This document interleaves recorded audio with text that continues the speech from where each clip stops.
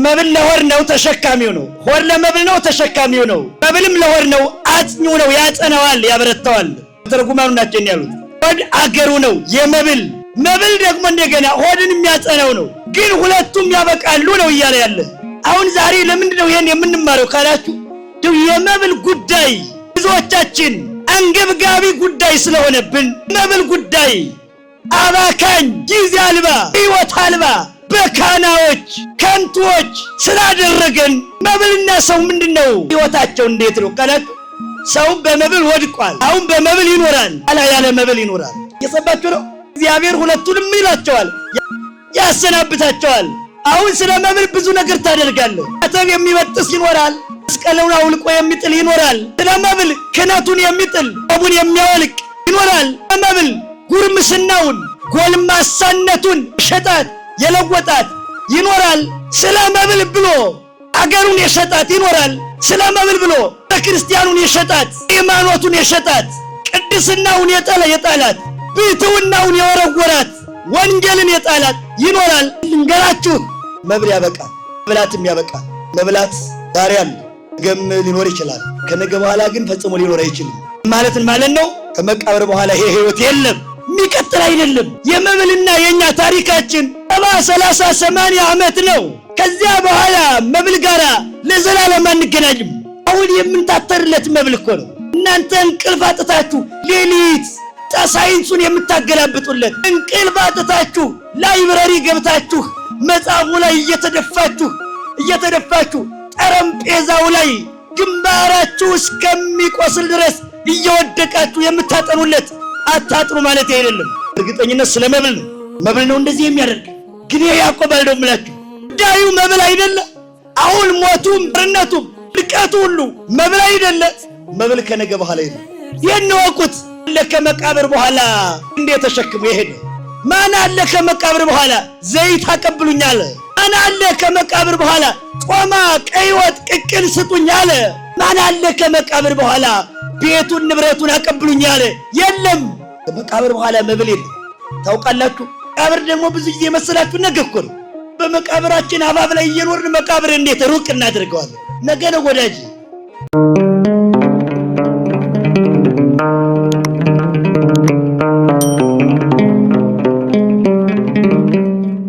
በስመ አብ ወወልድ ወመንፈስ ቅዱስ አሐዱ አምላክ አሜን።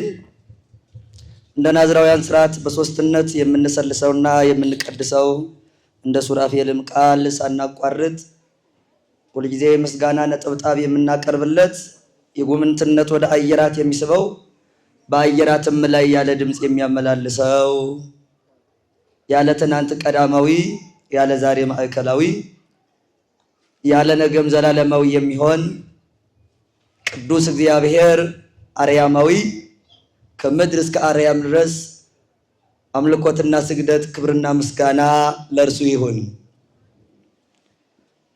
እግዚአብሔር ጸባዖት ያሸናፊ የእግዚአብሔር እናት የመለኮት አዳራሹ ሐዲስ ሰማይና ሐዲስ ምድር አማናዊ ሊቀ ካህናት ኢየሱስ ክርስቶስን ያገኘንባት አማናዊት ቤተ መቅደስ የአምላክ እናት ወላዲተ አምላክ ድንግል ማርያም ስለ አማላጅነቷ እግዚአብሔር እንዳከበራት መጠን ክብር ምስጋና ለእርሷ ይሁን። ክቡራን አበው የቤተ ክርስቲያኗ አገልጋዮች፣ ካህናት፣ መምህራን፣ ዲያቆናት፣ ደቀ መዛሙርት፣ ምእመናንና ምእመናት ሁላችሁም የክርስቶስ ቤተሰቦች ሰው በሆነልን በሰውነቱ በምድር ላይ እየተመላለሰ በኪደተ እግሩ ዓለምን ስለቀደሰ ቸር አምላካችን በድጋሜ ክብር ምስጋና ይድረሰው። ደመና እየዞረ ነው። በጣም እንግዲህ ሊመጣም ላይመጣም ይችላል። እንዳጠነቆሉ እሺ። እስራኤል እንዲቀና ብለው ያዩና ታምሮቱ ፈክሮቶ ለገጸ ሰማይ ይላቸዋል ብሏቸዋል ክርስቶስ። ለስማያ ቀያህይ ሰማይ የለም ሰማዩ አቅላልቷል መዝነቡ አይቀርም አይዘንምም ነው። ደምኗል መዝነሙ አይቀርም እያሉ የሰማይን መልክ አይተው መልኩን አይተው ቀና ብለው አይተው እንዲያው ይገምቱ ነበረ። እንዳሁኑ አየር ትንበያ አለ አይደለ? እንደዚያ ማለት ነው። ስለዚህ ዘመናዊ ጥንቆላን የመሰለ ነው እና ሰማይን እያያችሁ እንግዲህ ቢዘንምም ባይዘንምም እኛ ግን አንሄድም። ያዳመጣችሁ ነው። ያው ዝናብ የሚዘንመው መሬት ላይ፣ እኛ ደግሞ መሬት ነን አይደል? የዝናብ ሀገሩ እስከሆነ ድረስ መቀበል ነው። እንዲያም ካለ አብረን እንመታለን። ይሄ እግዚአብሔር ነው። በገጠር ያሉ ሰዎች የገጠር ገበሬ ባልየው እህል ወቅቶ ምርት አምርቶ ዝናብ ዘንሞ ምርቱን እንዳያበላሽበት ሚስቲቱ በር ላይ ስጦ አስጥታ እርጥብ እህሏ እንዲደርቅላት ፀሐይን ትለምናለች። ባልየው እርሻው ዝናብ ይፈልጋልና ለእርሻው ዝናብን ይጠይቃል እና ባልየው ዝናብ ይላል፣ ሚስቲቱ ፀሐይ ትላለች። አሁን እግዚአብሔር ማንኛውም ቢሰማ ይሻላል? የወንዱን ይስማ ወይስ የሴቲቱ? ሴቶች የማንን ይስማ? የእናንተም ከቀረ የዕለት ምግብ ነው ታውቃላችሁ። እንግዲህ የእናንተ ደግሞ የዓመት ምግብ ነው። የማንኛው? የእና የሴቶች መብት ይከበር አትሉ?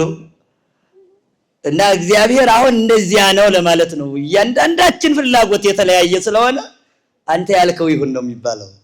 የትምህርታችን ርዕስ የሚሆነው ኢታክብዱ ልበክሙ በስታይ ወበፈጂ ወበሐልዮ መንበርት የሉቃስ ወንጌል ምዕራፍ 21 ቁጥር 34 ላይ ይገኛል።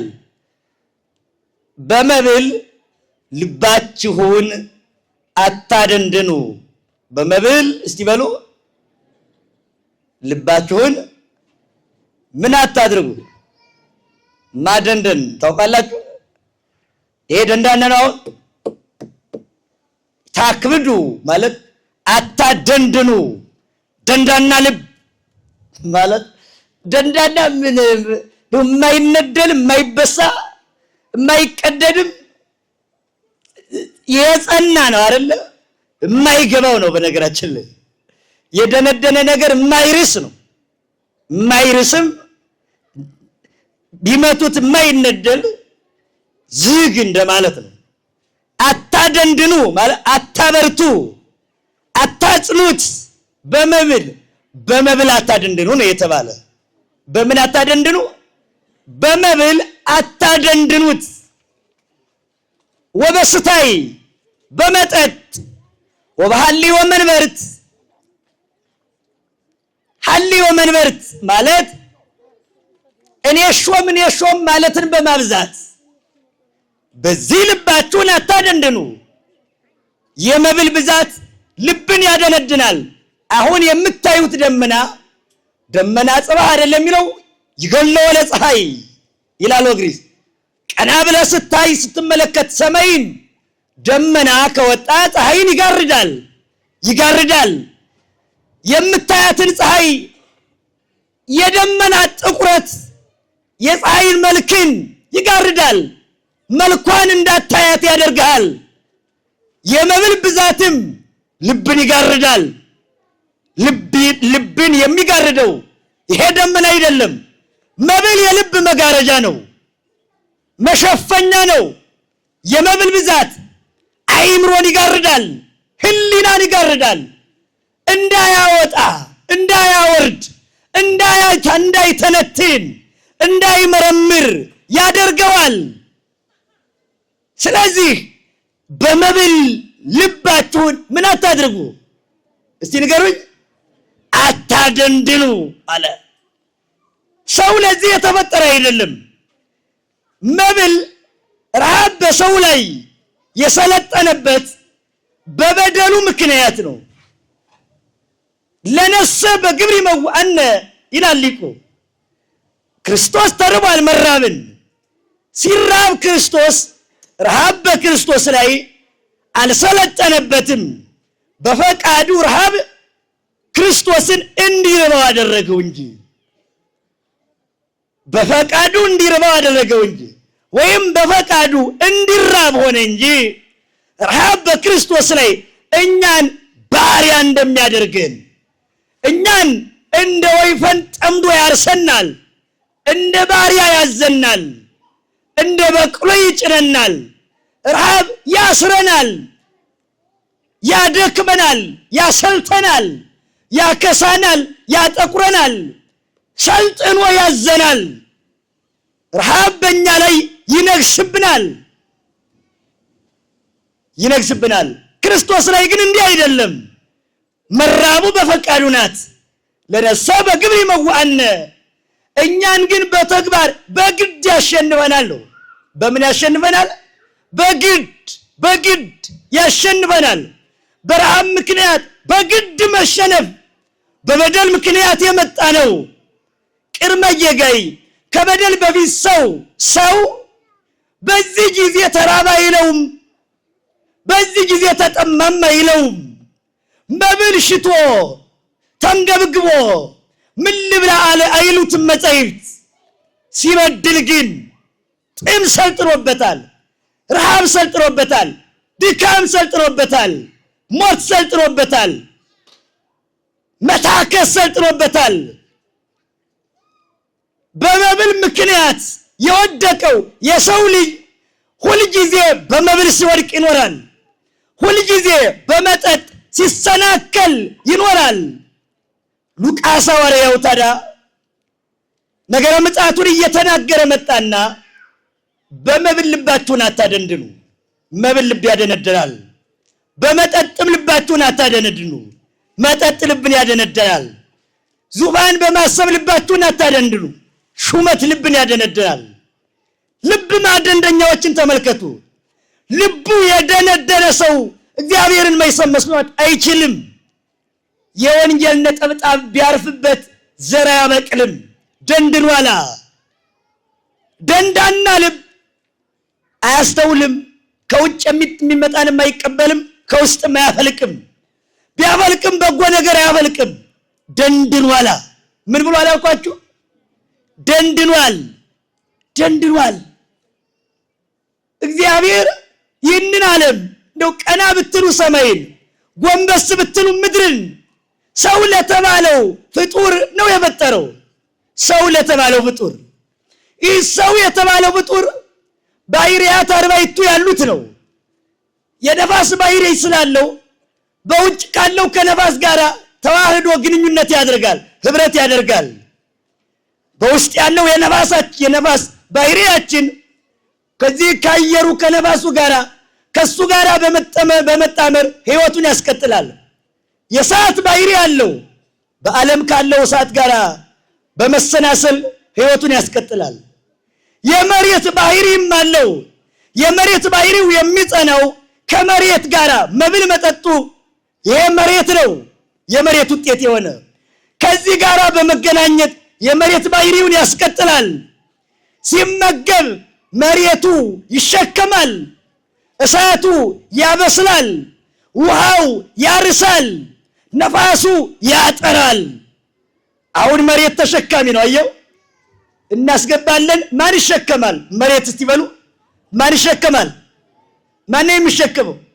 መሬት ተሸካሚ ነው። መርከብ ነው። አያችሁ፣ ይሄ ስጋችን ተሸካሚው ነው። መብል አካልን ያገዝፋል እንጂ አካል ዘያክልን አይደለም የሚሰጠን። መብል አይን አይሆንም። የተፈጠረን አይን እንዲገለጥ እንዲያይ ያደርጋል እንጂ እጅም አይሆንም፣ ለእጅ ጽናት ይሆናል እንጂ እግርም ሌላም ሰውነት አይደለም የሚሆነው። ለነዚህ መርታት፣ መቅናት፣ መጽናት፣ መበርታትን ግን መብል ይረዳቸዋል። ሰው የተባለው ፍጡር በማህፀን ሆኖ የማህፀን ምግብ አለው። ተወልዶ የሕፃንነት ምግብ አለው። ወጣትም ሆኖ የወጣትነቱ ምግብ አለው። ሸምግሎ የሽምግልናው ምግብ አለው። አርጅቶ ከሞተ በኋላ ከሞት በኋላ የሚያስፈልገው አመጋገብ አለ። የማህፀኑ አመጋገብ የከህፃንነቱ አመጋገብ የተለየ ነው። ታውቃላችሁ ሁላችሁም። በፅንስ ሳለ ሰው የሚመገበው በእግዚአብሔር በኩል በሚከናወን ምስጢር ነው። እንዲህ ይመገባል፣ እንዲህ ይጠጣል፣ እንዲህ ይበላል ብለን ይሄን ስንናገር የእግዚአብሔርን የፍጥረት ሕግ እጹብ እንድንለው ያደርገናል። ይኸው ሁላችንም ማህፀን በተባለው ዓለም አድርገን ነው ወደዚህ ዓለም የመጣ ነው። በዚያ በጠባቡ ማህፀን አድርጎ ያልመጣ የሰው ዘር የለም። ነቢይም ሐዋርያም ሊቅም ጳጳስም መነኮስም ባሕታዊም ፈላስፋም ጻድቅም ሁሉም ከጠባቡ ከማህፀነ ከእናቱ ማህፀን ተነስቶ ነው ይህንን ዓለም የተቀላቀለው። ይህን ዓለም ሲጨርስ ደግሞ ሌላ ዓለም አለው። ያን ዓለም ሲያልፍ ደግሞ የመጨረሻ ዓለም አለው። ግን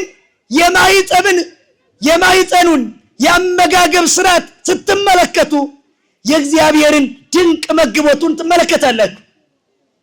እግዚአብሔር በማህፀን የፈጠረውን አካል ዘያክል የፈጠረለትን ዓይን፣ እጅ፣ እግር የቀረጸለትን ሰውን የምታጎርሰው እናቱ ሳትመለከት ሳታየው እንደ እናቱ ነው በማህፀን ያለውን ፅንስ ጥሩውን እየመረጠ አሰራሰሩን እየለየ ሙቁ እንዳያግለው እንዳያቀልጠው። ልባችሁን ምን አታድርጉ? ንገሩኛው። አታደንድኑ። ልብን ማደንደን የኃጢአት ውጤት ነው። ደንዳና ልብ ሰው ልቡ የሚደነድነው ኃጢአት ሲሰለጥንበትና ሲነግስበት ነው። ያው በመብል ምክንያት መብል ለከርስ ወከርስኒ ለመብል። ቅዱስ ጳውሎስ እንዲህ ይላል በአንደኛ ቆሮንቶስ ምዕራፍ 6 ላይ መብል ለምን ተፈጠረ ካልከኝ ለሆድ፣ ሆድስ ለምን ተፈጠረ ካልከኝ ለመብል። ወእግዚአብሔር ይስዕሮሙ ለክልኤሆሙ፣ እግዚአብሔር ሁለቱንም ያሰናብታቸዋል፣ መብልና በላተኛን። መብል መበላቱን በላተኛም መብላቱን የሚያቆምበት ጊዜ አለ። አሁን የመብል ጉዳይ ሰውን ሁሉ ዓለም ላይ በስምሪት የሚያውለው ሆድ ነው። ሁሉም ዓለም ሲነጋ ዓይኑን አብሶ ታጥቦ ከቤቱ ወጥቶ ይሰማራል። ለንግድም ይሁን ለሸቀጥም ይሁን ለመለወጥም ይሁን ለሽያጭ፣ ለማስተማርም ይሁን ለመማር የኛም ቤት እኛም ሳንቀር ለመቀደስም ለመስበክም ቢሆን ስንሰማራ ሆድ ጋራ የተያያዘ ነው ጉዟችን። ሆድ ዓለምን ሆድ እየገዛው ነው። አያችሁ፣ ሆድ ከባድ ንጉሥ ነው። በነገራችን ላይ ጠባብ መስሎ ዓይንንም እጅንም እግርንም የሚገዛው እሱ እንደሆነ ማወቅ አለባችሁ። ሁሉም የሱ ባሪያ ሆኗል። በተለይ በዚህ ዘመን ሆድ የማይገዛው የለም። ሆድ አምላክ ሆኗል። ሐዋርያው ጳውሎስ በትክክል ነው ሆዳቸው አምላካቸው የሆነላቸው ያለው።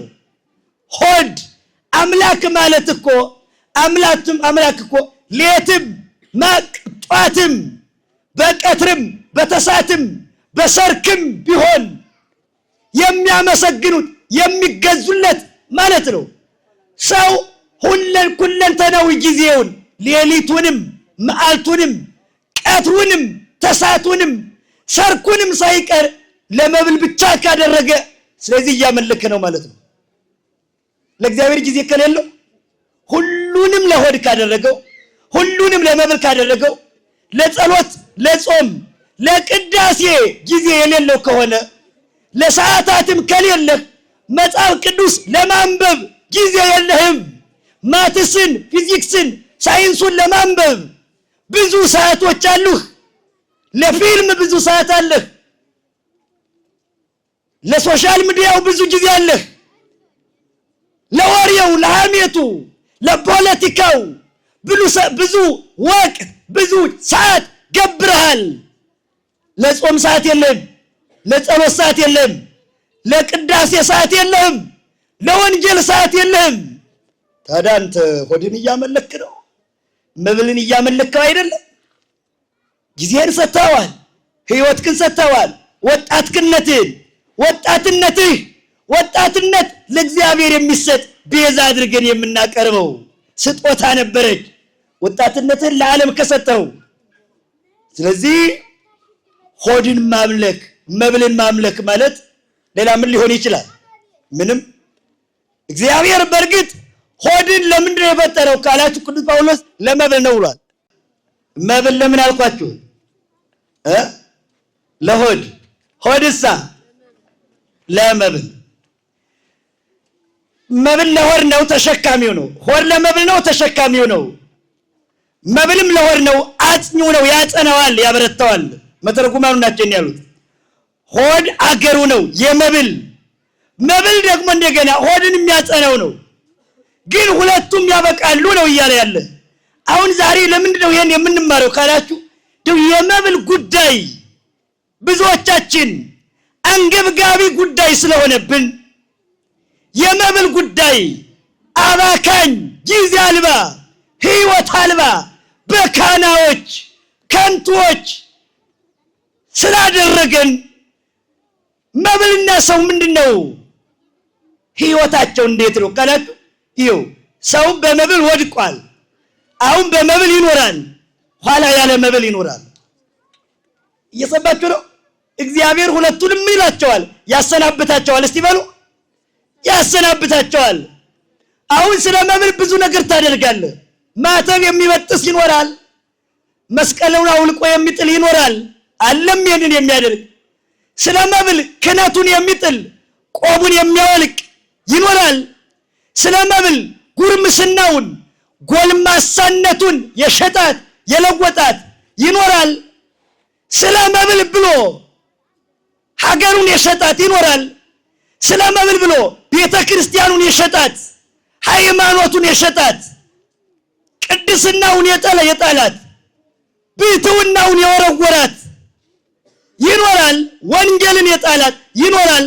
ግን ልንገራችሁ መብል ያበቃል፣ መብላትም ያበቃል። መብላት ዛሬ አለ፣ ነገም ሊኖር ይችላል። ከነገ በኋላ ግን ፈጽሞ ሊኖር አይችልም። ይህም ማለት ነው ከመቃብር በኋላ ይሄ ህይወት የለም፣ የሚቀጥል አይደለም። የመብልና የኛ ታሪካችን 70 30 80 ዓመት ነው። ከዚያ በኋላ መብል ጋራ ለዘላለም አንገናኝም። አሁን የምንታተርለት መብል እኮ ነው። እናንተ እንቅልፍ አጥታችሁ ሌሊት ሳይንሱን የምታገላብጡለት እንቅልፍ አጥታችሁ ላይብረሪ ገብታችሁ መጽሐፉ ላይ እየተደፋችሁ ጠረጴዛው ላይ ግንባራችሁ እስከሚቆስል ድረስ እየወደቃችሁ የምታጠኑለት አታጥኑ ማለት አይደለም። በእርግጠኝነት ስለ መብል ነው። መብል ነው እንደዚህ የሚያደርግ ያ ነው። ግን ያዕቆብ አልደምላችሁ ጉዳዩ መብል አይደለም። አሁን ሞቱም ጦርነቱም ውድቀቱ ሁሉ መብል አይደለም። ግን ተረዱ፣ መብል ከነገ በኋላ የለም። የነወቁት ማን አለ ከመቃብር በኋላ ስንዴ ተሸክሞ የሄደ? ማን አለ ከመቃብር በኋላ ዘይት አቀብሉኛል? ማን አለ ከመቃብር በኋላ ጮማ፣ ቀይ ወጥ፣ ቅቅል ስጡኝ አለ? ማን አለ ከመቃብር በኋላ ቤቱን ንብረቱን አቀብሉኝ አለ? የለም። ከመቃብር በኋላ መብል የለም። ታውቃላችሁ። መቃብር ደግሞ ብዙ ጊዜ መሰላችሁ ነገ እኮ ነው። እንዲህ በመቃብራችን አባብ ላይ እየኖርን መቃብር እንዴት ሩቅ እናደርገዋለን? ነገ ነው ወዳጅ። 1000 ዘመን መሰላችሁ እንዴ? እኛ እኮ ለመቃብር ከመቃብር በር ላይ እየቆምን ነን። በር ላይ እየቆመ ለመግባት ቅርብ ነው አይደል? ወደ ቤት ለመግባት። በዚህ ዓለም ያለ ሰውም ለሞት ለመቃብር ቅርብ ነው። በሩ ላይ ቁመህ ከመቃብሩ በር ላይ ከሞት አፋፍ ላይ በሩ ላይ ቁመህ እንደ ትልቅ ነገር በመብል ወንድምህን፣ በመብል እህትሽን፣ በመብል እናትህን፣ በመብል አባትህን፣ በመብል ሃይማኖትህን፣ በመብል የሞተልህን ክርስቶስን መብል ሆኖ የተሰጠን የአንድ ቀን መብል ሆነ እንዴ? አንተ አዳም በአንድ ቀን መብል ፈጣሪውን ክዶታል። በለስን የበላው አዳም አንድ ቀን ነው። አንድ ቀን በልቶ የዘላለም ሞት ተፈርዶበታል።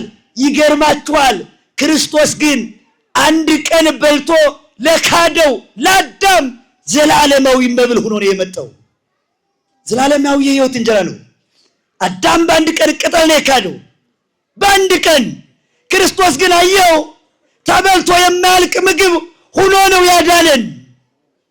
እኛ የሞትንበት እኛ የወደቅንበት ምግብ እኮ የቅጽበት ነው። ከበላ በኋላ በጊዜው ብዙ ጊዜም አልቆየ፣ በቦታውም አልቆየም። ወደዚህ ነው ተባሩ የመጣ የመጀመሪያው ሰው። መብል እንዲህ አድርጎ ክብርን አሳጥቶ አራቁቶ ልጅነትን አስነጥቆ ብርሃናችን ገፎ አስገፍፎ ተዋርደን እንደ እንስሳ ሁነን እንደ አራዊት ሁነን በብርሃን ተሸፍነን የነበርነው ጨለማ ለብሰን እንደ መላእክት ስንኖር የነበርነው እንደ እንስሳ እንኖር ዘንድ እንድንኖር ያደረገን እርሱ መብል ነው። እርሱ ምንድን ነው አልኳችሁ? ምን ነው እርሱ? መብል ያዋርዳል። አይዟችሁ፣ መብልም ያከብራል። መብል ምን ይላል? ያዋርዳል። እስቲ በሉ። መብልሳ ደግሞ ምን ያደርጋል? ያከብራል። ዜና አበው ላይ በጣም የሚደንቀኛ አንድ አባት አለ። አንድ ሄደና ይጠይቀዋል። ወተሰላ አሐዱ መሃው፣ ከሃው መካከል አንዱ ሂዶ ባይታዊን ይጠይቀዋል። አባ ሆይ ለምን አትበላም ለምን አትመገብም ብሎ ይጠይቀዋል።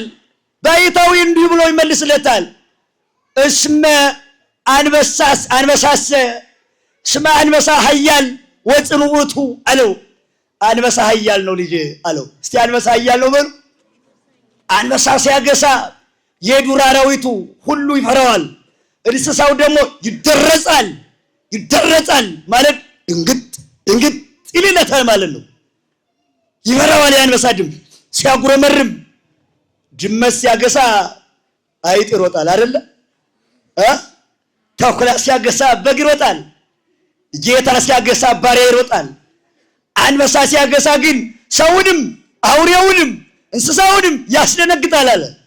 እስመ አንበሳ ኃያል ወጽንዑቱ፣ አንበሳ ኃያል ነው፣ ጽኑ ነው፣ ብርቱ ነው፣ አስፈሪ ነው አለ።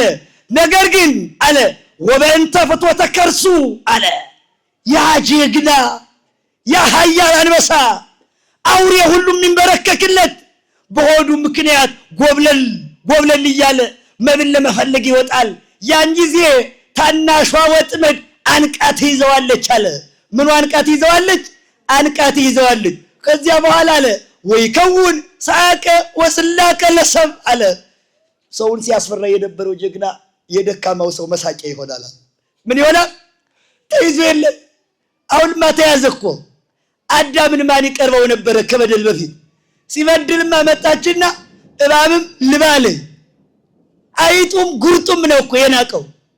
እስስቱም እየመጣ ልንደፍ፣ ጂንጡ እየመጣ ልንደፍ፣ ዘንዶው እየመጣ ልዋጥህ፣ ጅቡ እየመጣ ልርገጥህ፣ አንበሳው እየመጣ ልሰልቅጥህ፣ በሬው እየመጣ በቀንዴ ልዘልዝልህ።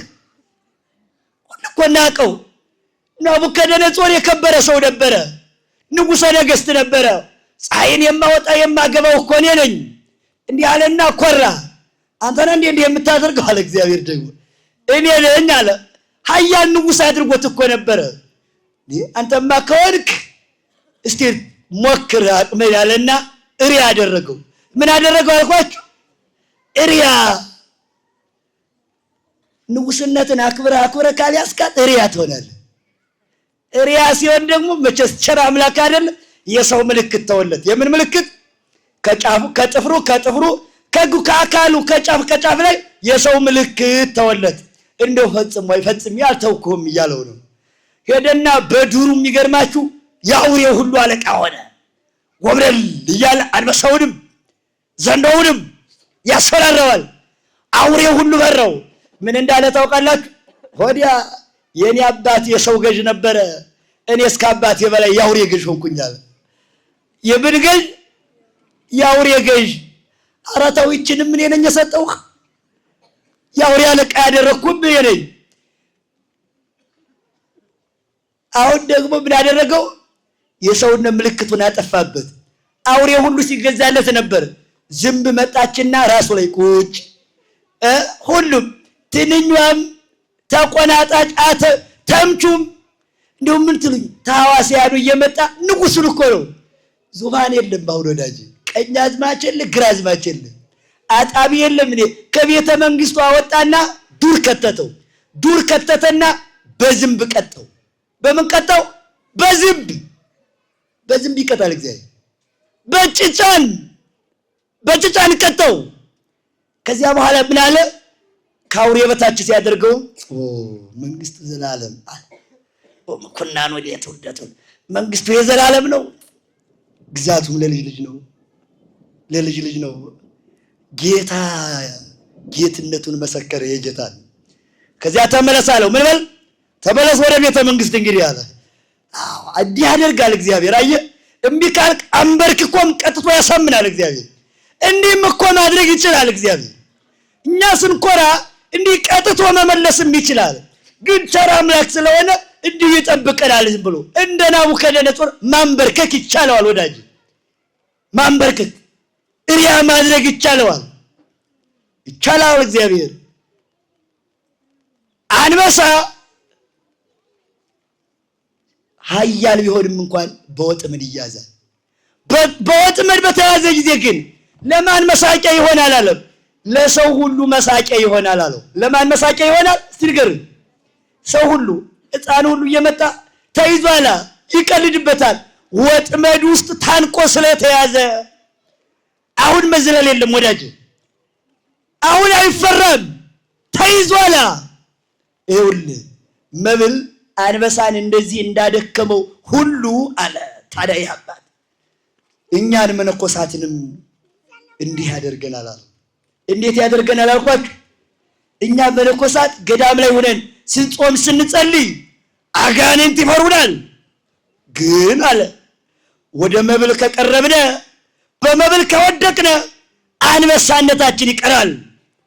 አንበሳ በመብል ምክንያት በወጥመድ እንደሚያዘው መነኩሴም በሆዱ ምክንያት ይያዛል። በምኑ ይያዛል አልኳችሁ? ወጣትም በሆድ ትያዛል። አንበሳነትን ክርስቲያንነት አንበሳነት ነው። የአንበሳው የዘራ ዳዊት የክርስቶስ ልጅ አይደለና ነዚያንን የአንበሳ ልጅ ደግሞ አንበሳ ነው።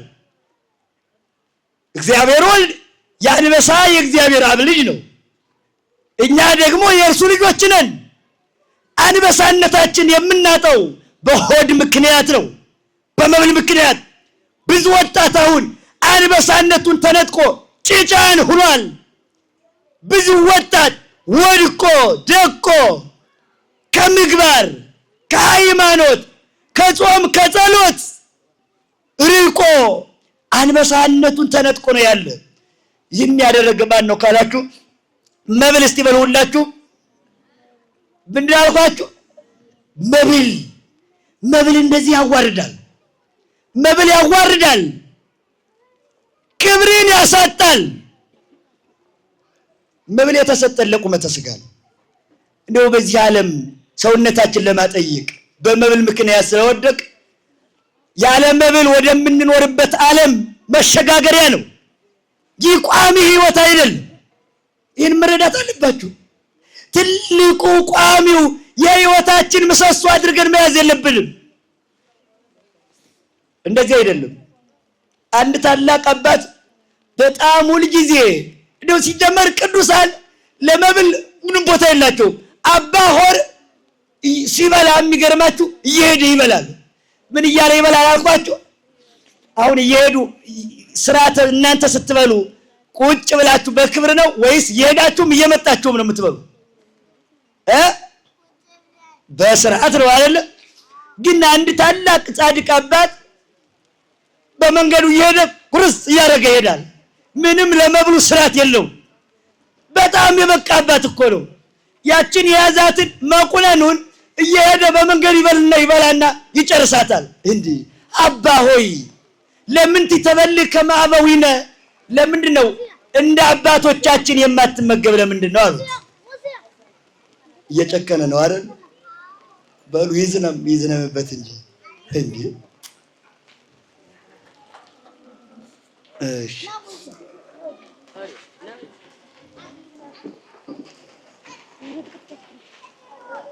ወዱ መኖራቸው ነው። ደግሞ መብል በማጣት ምን በማጣት አልኳችሁ?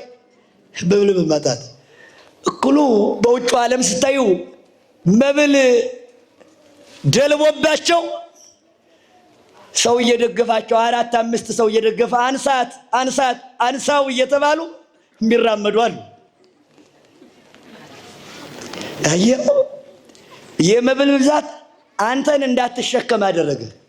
ራስህን እኮ ነው እንኳን ሌላ ልትሸከም ራስህ ተሸካሚ ሆንክ። አንተ የማትሸከመው ሌላ ማንነት በአንተ ውስጥ ይፈጠራል። የማታውቀው አንተ እኮ ነው። አየው በቃ ብዙ አካል ዝም ብለህ ትርፍ አካል ወይ ግሩ ሰው እንዲህ ነበር እንዴ? እንዲህ ነን እኛ? እንዲህ ነን ወይ? እንዴ አያችሁ መብል እንደዚህ ነው። አንበሳውን ለወጥመድ አሳልፎ የሰጠው ምንድነው? መብል። እስቲ በሉ ምንድነው? ቅድም የነገርኳችሁ አንበሳውን ለወጥመድ የሰጠው ምንድነው?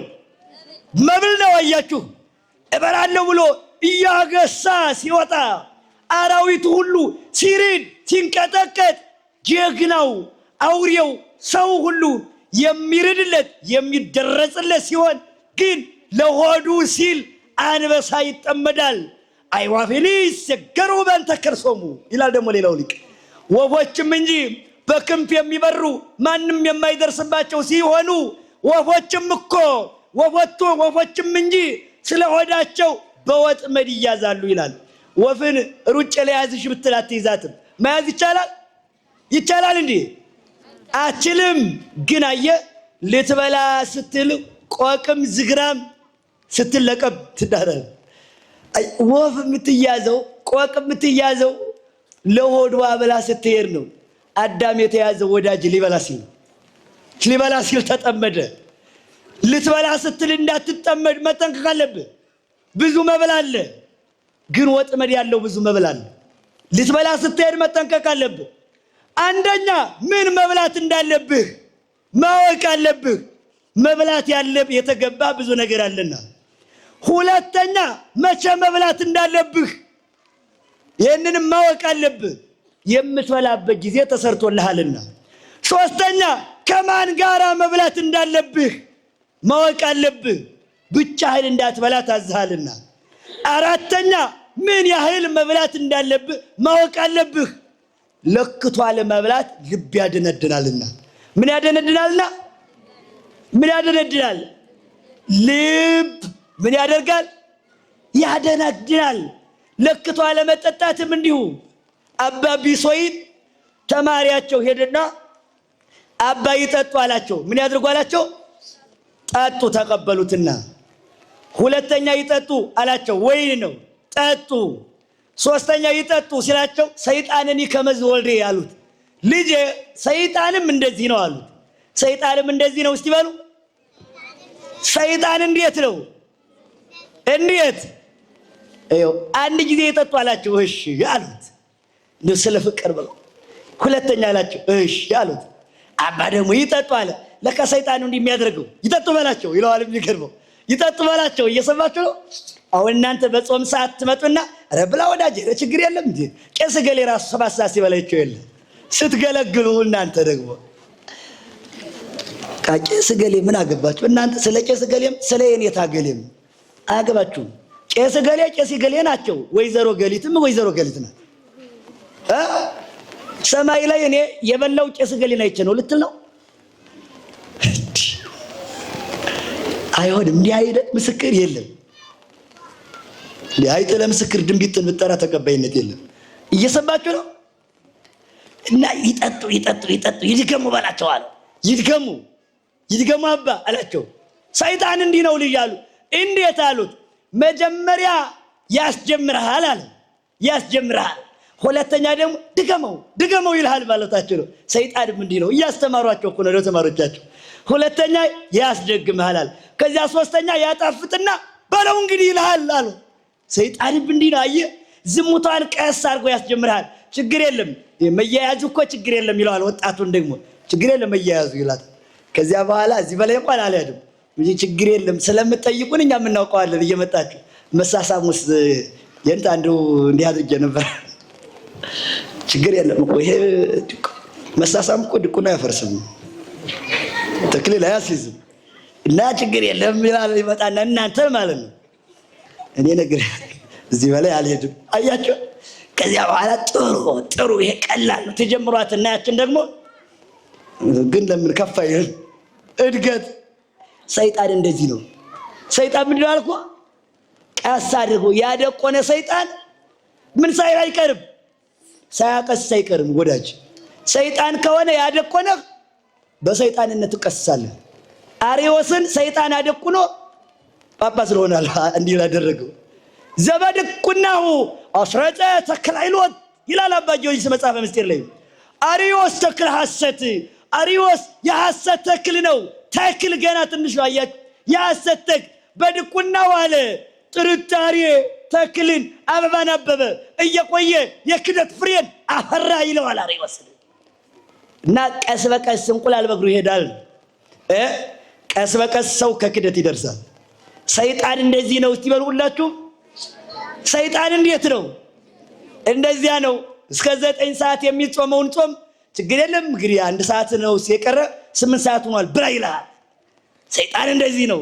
ሌላ ቀን ደግሞ እንደው መቼም ነው እንጂ ሁሉ እየፈጸመው ነው ብላችሁ ነው ስርዓቱን እኮ ሁሉ አይፈጽመውም።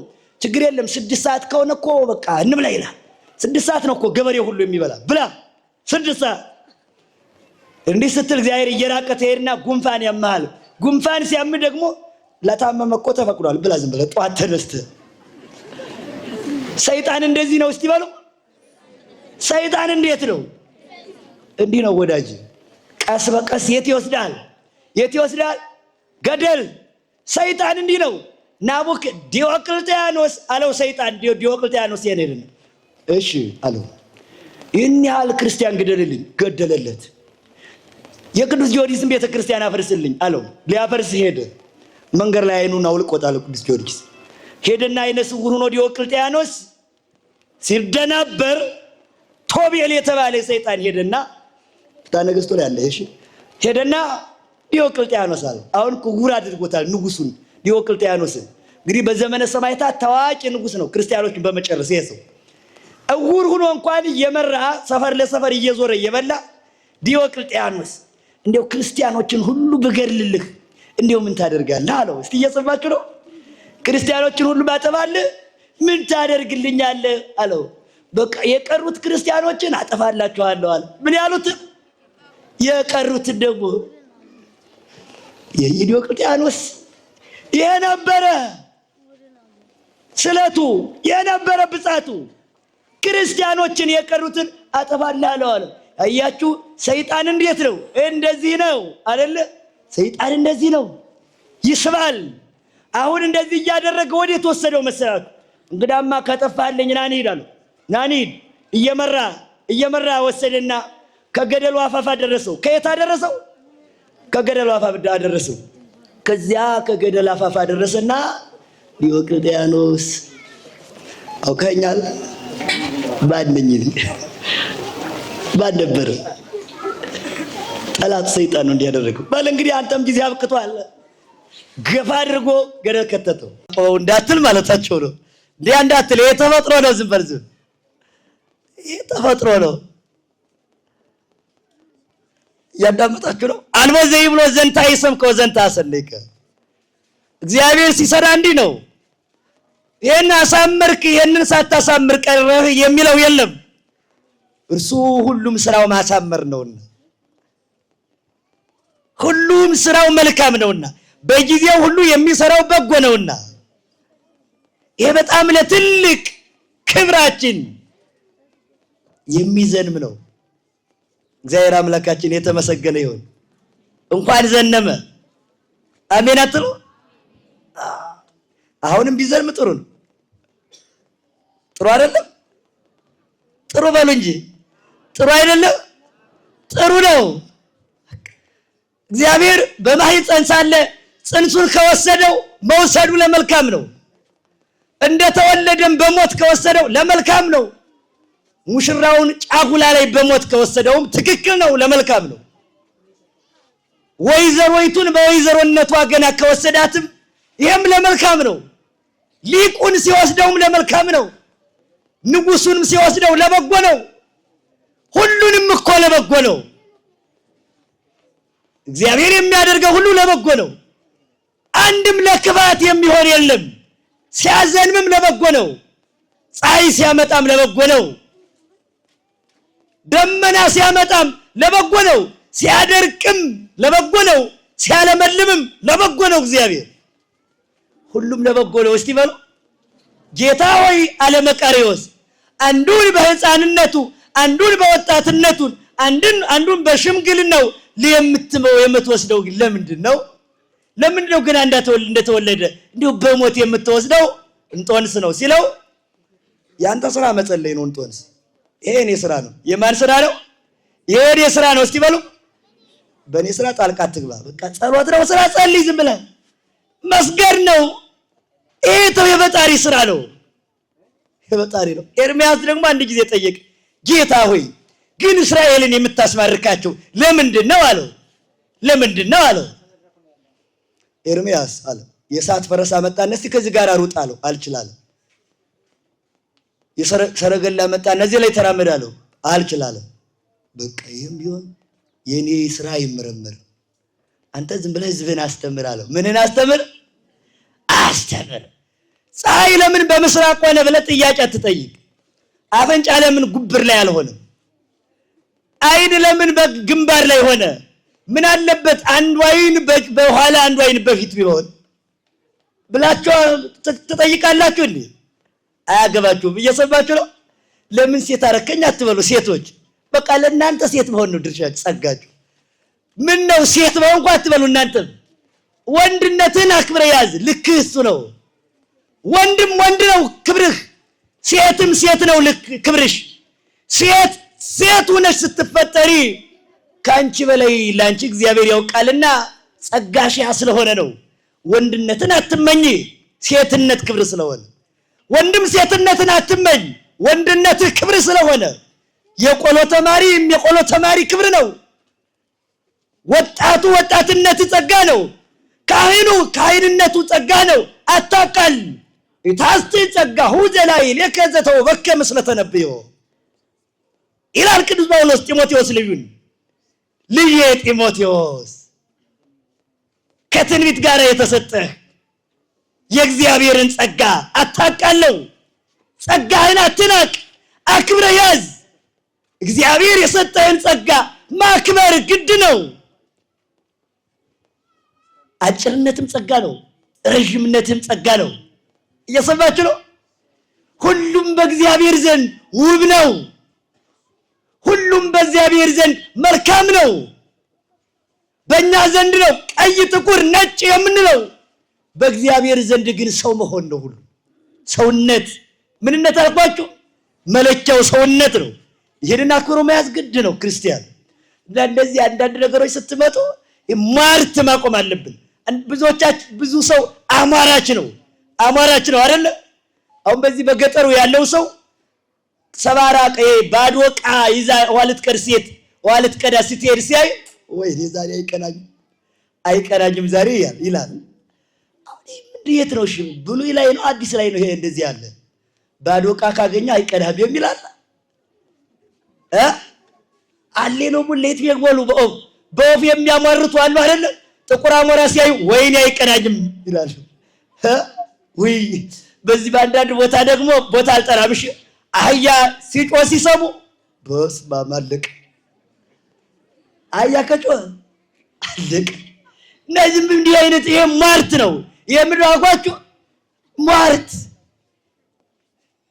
አህያ ጮቱን በቃ የራሱን እየጮህ ነው። በልቶ ደስ ብሎት ነው። አየው ካልበላ ደግሞ እርቦት ነው። ሳር ፈልጎ ነው፣ ሌላ አይደለም። ምንም ሌላ ትርጓሜ የለውም። እየሰማችሁ ሌላ የለም። ቁራም አንድ ሆኖ ካገኘው በቃ አንድ ነው። ብቻ ጓደኛው ጋር ስለያይቶ ነው። ሌላ ትርጉም የለውም። ለአንተ ነጠላው ነው የመጣው። ጥቁር አይደለ ትለኝ እንደሆነ በቃ ጥቁር ሆኖ ስለተፈጠረ ነው ወዳጅ። እንዴ ሌላ የለም። ይሄ ተፈጥሮ ነው እና ለአንተም ጉዞ ብሎ ቀይ መሆን ነበረበት። ክርስቲያን አማራጭ አይደለም። ሁሉንም በህግ ይሰራል። ሁሉንም ወፍ ነፋኝ ይላል አይደል? በዚህ ጠበንጃ አንግቶ ሲሄድ በዚህ በቆለው በምኑ አንዳንድ ሰው ማለት ነው ካልተመቸው የለም ተመለስ ዝም ብለህ ይላል። ማማረት ነው ይሄ ምንድን ነው? ሟርት። እስራኤል ያሟርቱ ነበር ያዩ ግምት ይሰጣሉ። ሊዘንብ ነው ይላሉ፣ አይዘንብም ይላሉ። ለተ የሰማይን መልክ ልተረጉም ነው እንዲህ ይላቸዋል። ክርስቶስ ደግሞ አማራቾች አንነውን እስቲ በሉላችሁ። ምን አንነውን? አማራጭ ክርስቲያን አይደለም። ክርስቲያን ቀኑን ለእግዚአብሔር ሰጥቶ በእግዚአብሔር የሚመራ መሆን አለበት። ጊዜ ለመዝነም ጊዜ አለው። መክብብ 3 ላይ ተመልከቱት። ጊዜ ለአርምሞ ወጊዜ ለተናግሮ፣ ጊዜ ለተኪል ወጊዜ ለነጭህ፣ ጊዜ ለሳቅ ወጊዜ ለብካይ ይላል። ይኸውልህ ለዝምታ ጊዜ አለው፣ ለመናገርም ጊዜ አለው፣ ለመንቀል ጊዜ አለው፣ ለመትከል ጊዜ አለው፣ ለመሳቅም ጊዜ አለው፣ ለማልቀስም ጊዜ አለው፣ ለመናገር ጊዜ አለው፣ ዝም ለማለት ጊዜ አለው። እስቲ ለሁሉም ጊዜ አለው በሉ። በቃ ይሄም ለመሄድ ጊዜ ነበር አሁን ማለት ነው። ከሄደ እንዳትረግጡት እሺ። ሲነኩት አይወድም።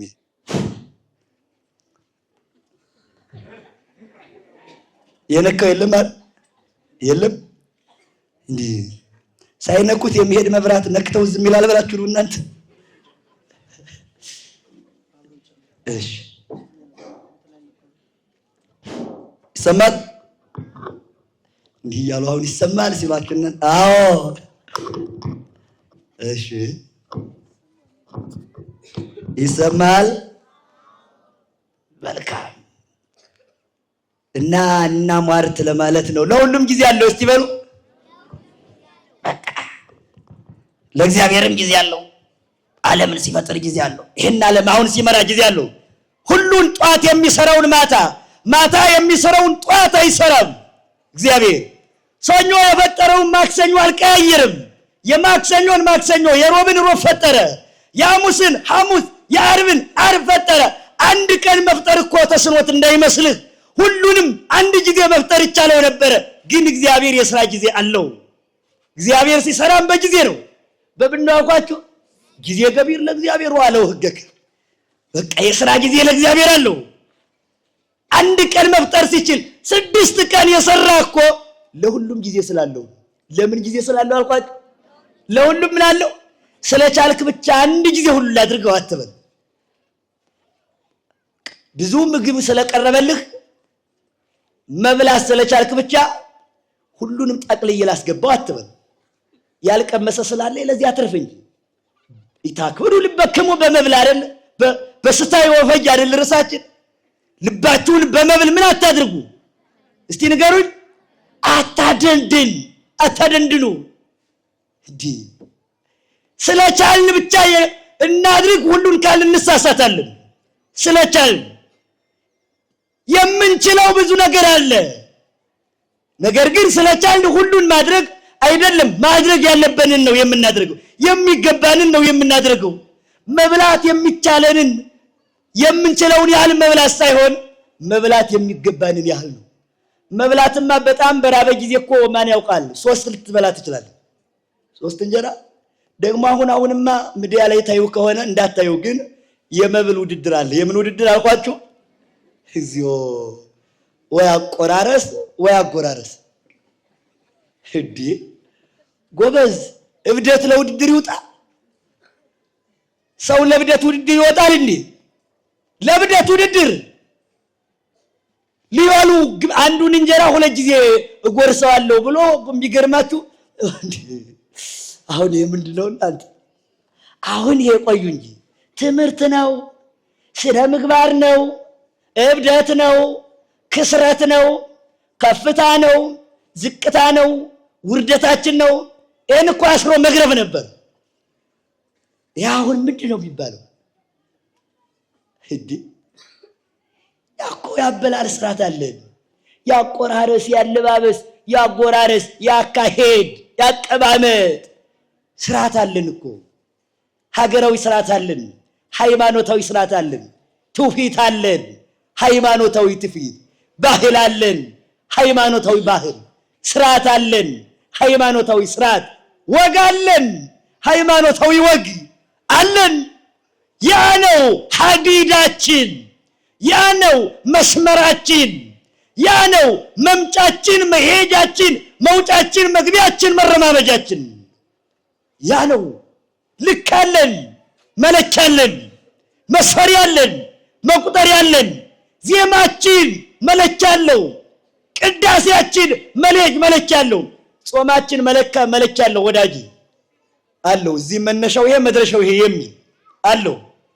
ጨረቃ ሲወጣ ኮከብ ሲወጣ የሚል ነገር የለም። የኛ ጾም ላይ እንደዚያ የለም። መነሻ አለው፣ ሁሉም መድረሻ አለው። መጀመሪያ ያለው ቅዳሴው፣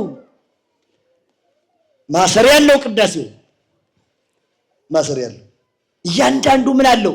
ስርዓት አለው። ውስጥ ለሐዘን የተዘጋ ነው። ፈጣሪውን ለማሰብ የተዘጋ ነው። ለመጾም የተዘጋ ነው። ለጸሎት የተዘጋ ነው። ሶስት ቢጠጣ ምን ችግር አለ አላቸው። እስቲ እናንተ ሶስት ቢጠጣ ምን ችግር አለ ይላል ዜና አበው። ጠየቃቸው። ምን እንዳሉት ታውቃላችሁ? እመሳ አልቦ ሰይጣን ውስጥ ምድር አሉት። ሰምታችኋል? ሰይጣን በዓለም ከሌለ ይችላል አሉት። ሰይጣን በየት ከሌለ? ሰይጣን በዓለም ከሌለ ይችላል። ችግሩ እኮ መብላቱ አይደለም፣ ከበላ በኋላ የሚመጣው ነው። መብሉ እኮ አይደለም፣ መብሉ ርኩስ ነው አይደለም። መብል ለከርስ ወከርስኒ ለመብል አይደል? መብልም ለሆድ ነው፣ ሆድም ለመብል ነው። እግዚአብሔር ሁለቱንም ያሰናብታቸዋል አይደል? ያለ ቅዱስ ጳውሎስ ቦኑን በይነ መብል ታይሶ ለቢጽቀ። አንተ ሰው እንዲያው በእውነት ስለ መብል ብለህ ባልንጀራህን ትነቅፈዋለህን? ዘኬ በላ ለእግዚአብሔር በላ ይላል ሮሜ 14። ይበላ ለእግዚአብሔር በላ፣ ያልበላም ለእግዚአብሔር አልበላም። ሁለቱም እግዚአብሔርን ለማገልገል ነው እና በመብል ምክንያት ታዋርደዋለህን? ትንቀዋለህን? ትነቅፈዋለህን? በድህነቱ ምክንያት በማጣቱ ምክንያት ትነቅፈዋለህን?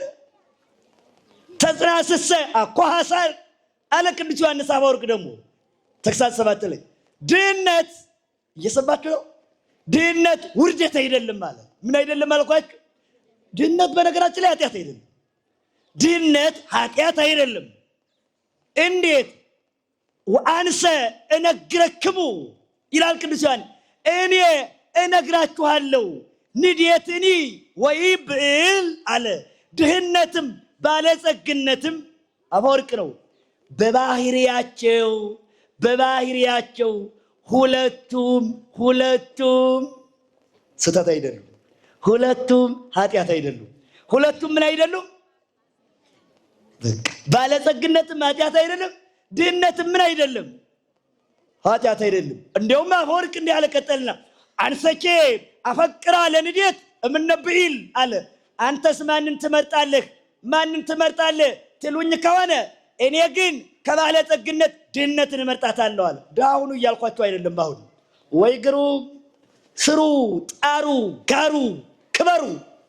ግን አፈወርቅ ምን አለ? ልጠቀልለው ነው። እኔ ግን ከድህነት ማንን እመርጣለሁ? ንገሩኝ እንጂ ከባለጸግነት ማንን እመርጣለሁ? ንገሩኝ እስቲ። ድህነትን እንዴት ካላችሁኝ፣ እስመ ቢል ትወልድ ትዝርተ ወትቢተ ወትምክህተ አለ። ባለጸግነት ትዕቢትን ትወልዳለች፣ ባለጸግነት ትምክህትን ትወልዳለች። ባለጸጋ ከሆን ካለ ሴት አይጠቅምህም። ባለጸጋ ስለሆን በሄድክበት ልውለድ ትችላለህ። ቆላ ስትሄድ አንድ ሚስት፣ ደጋ ስትመጣ አንድ ሚስት፣ ከአንዱ ሀገር ስትሄድ ሌላ ሚስት፣ በየቦታው ልውለድ፣ በየቦታው ላግባ፣ በየቦታው ሚስት ልያዝ ትላለህ። እኔ ድህነትን እወልዳለሁ። ባለጸግነት የዝሙት ቀንበር ናት፣ የዝሙት መስመር ናት። እንድታመነዝር ታነሳሳለች፣ ትቀሰቅሳለች። እኔ ግን ድህነትን እወዳታለሁ። ባለጸግነት ልግደል ብትል መግደል፣ ላስገድል ብትል ማስገደል ትረዳሃለች፣ ማስገደልን ትረዳሃለች። እኔ ግን ድህነትን እመርጣታለሁ አለ አፈወርቅ። ይህንን ሲጨርሰው ምን አለ መሰላችሁ? ንዴትማ ድህነትማ ኃጢአት ከሆነች ለክርስቶስ በምድር ምን ቤት ነበረው? መምህር ሆይ የት ነው የምታድረው ብሎ አንድ ሰው ጠየቀው።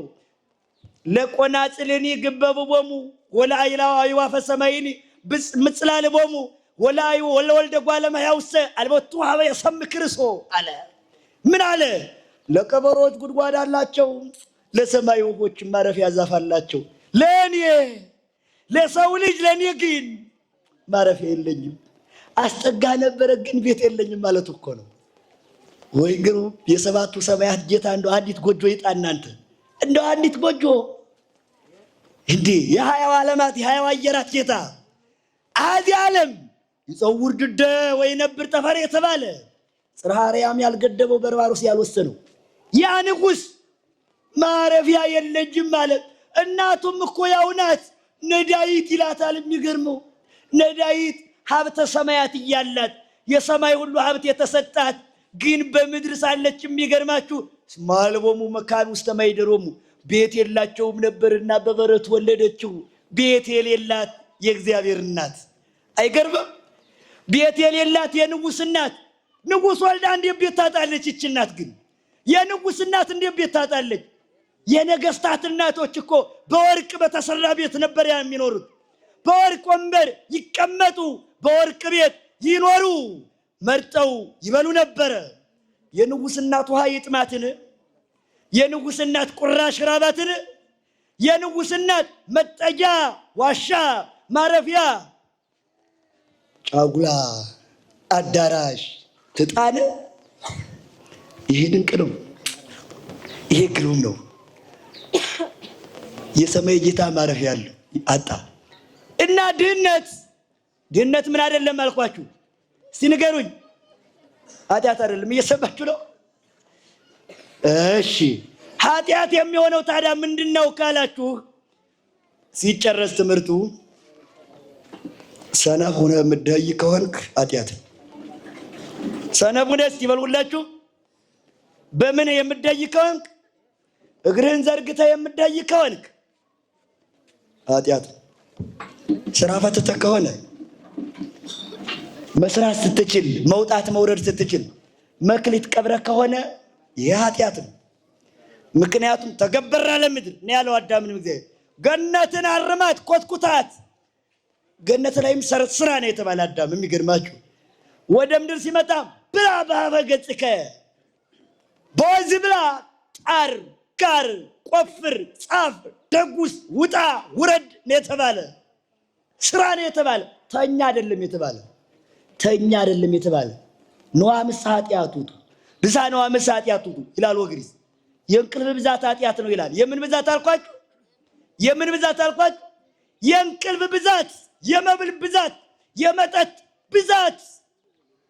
ብዛት ነው። ብዛት ይሄ ኃጢአት ምንጭ ነው። አየኸው? ይሄ ኃጢአት ምንጭ ነው። ይሄ ከሆነ እሳትነትን ያቀጣጥለዋል። በእንተ እግዚአብሔር ይታስተይጎ፣ በእንተ እግዚአብሔር ይታስተይጎ ይላል ዜና አበው ላይ። አባ አንድ ባባይታው ያለ በዚህ ልጨርሰው ይጠጣ እያሉ ምንም የማይጠጣውን አባት እንደው ስንጠጣኛ ትንሽ ባይሆን ይሞክር ይሉታል።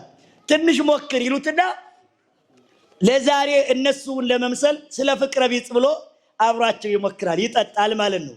ኋላ ማታ ረዱ እያየው አንቺ ሆድ፣ አንቺ ሰውነት የማይገባሽን ጠጥተሻልና በይ እንግዲህ 3 ቀን ጦምሽን እደሪ ይላታል። ስንት ቀን እደሪ ያለ አልኳችሁ?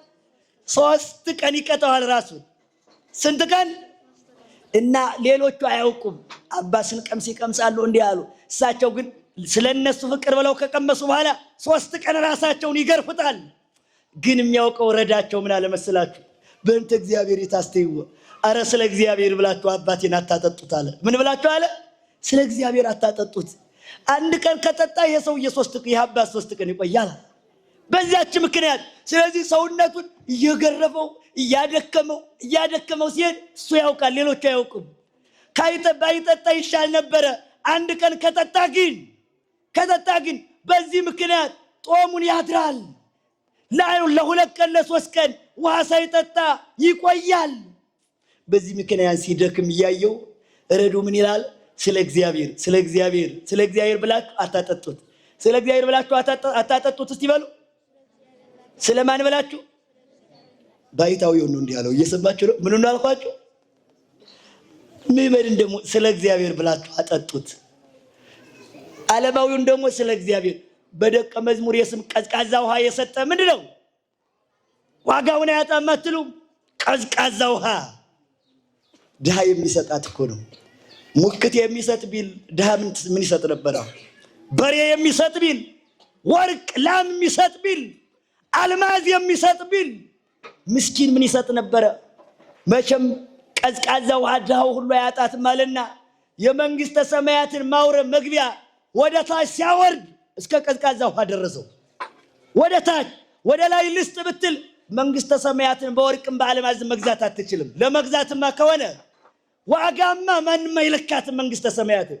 እንዴው ወደ ታች ግን እስከ ቀዝቃዛ ውሃ ደረሳት። አረብን እስከ ቀዝቃዛ ውሃ እስከ ሐሳብ ድረስ። ካላችሁ ስጡ፣ ከሌላችሁ ግን ምን በሉ አለ? ካለው ያድርስ በሉ። ከየት ያድርስ? እመቦይ ሁብጎ ወማልቦ በሰላም ይፈነው አይደል? ካለ ይሰጡታል፣ ከሌለ ግን በሰላም ያድርስ ይሉታል። በሰላም ያድርስ።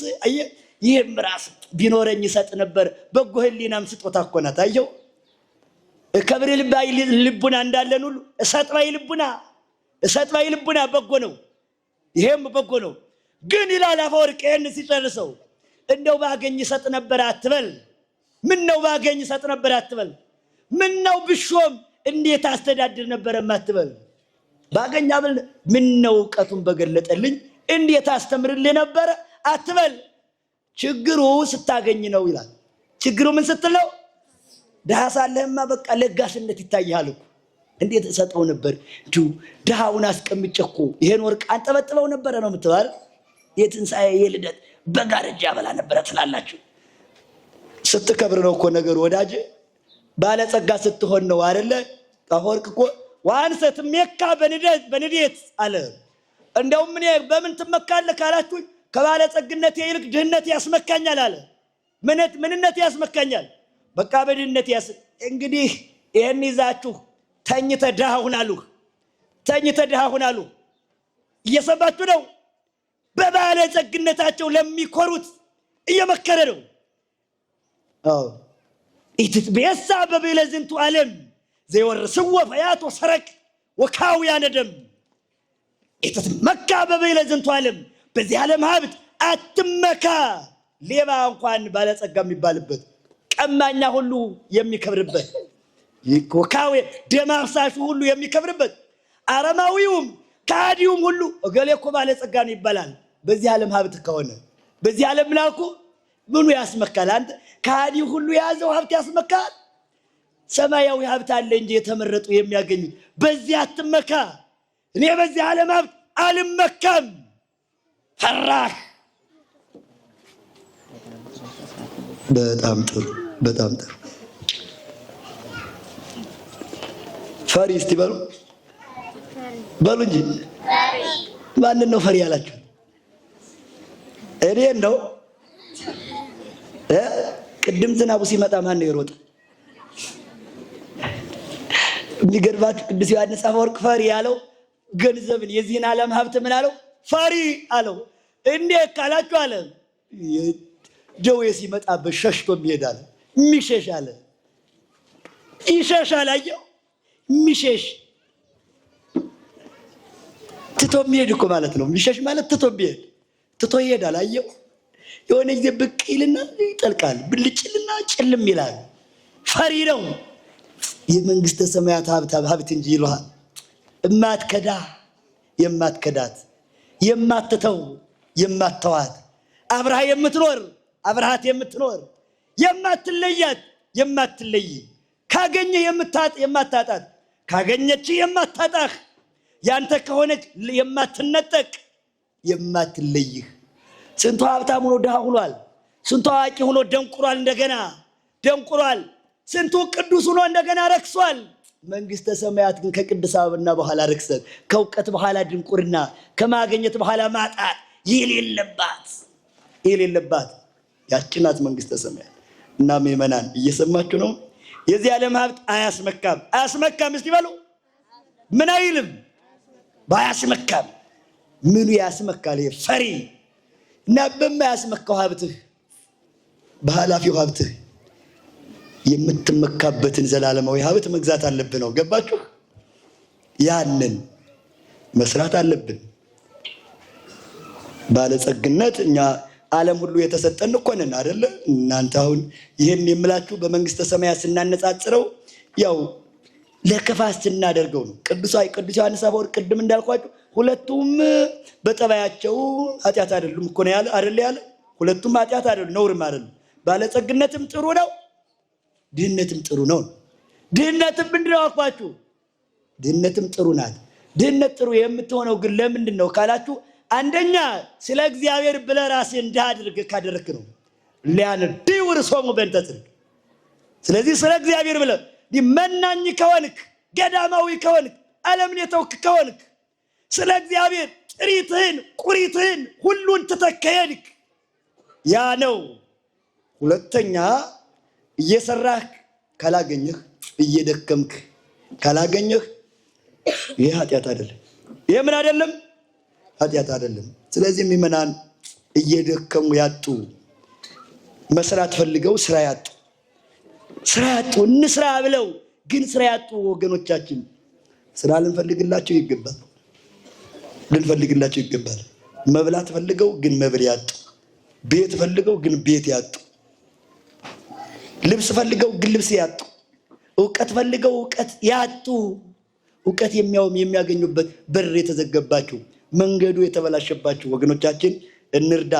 በመጨረሻ ላይ የኔታ አስተምረው ከጨረሱ በኋላ መርሃ ግብር አለን። የኔታም ስላሉ አሁን ሰዓት አለን ገናሽ ጉባኤው ብዙ ሰዓት ስላለን ተረጋግታችሁ ትማራላችሁ። እኔ ጨርሻለሁኝ። ያስተማረን አምላካችን ምስጋና ይድረሰው። ይቆይ።